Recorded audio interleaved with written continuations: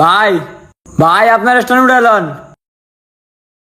আরে ভাই ধন্যবাদ, তুমি তো অনেক ভালো পোলা। তো তুমি কি কাজ করো? ভাই কোনো কাজ করি না, কাজ খুঁজতাছি।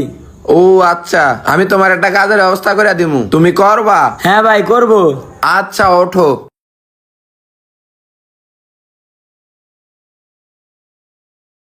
তুমি এনে দাঁড়াও, আমি কথা কয়ে আই।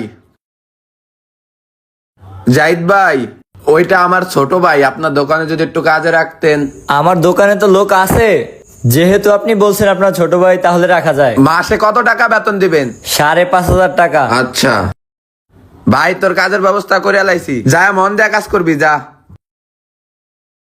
মহাজন ওই যে ওইগুলা মোষ। আচ্ছা।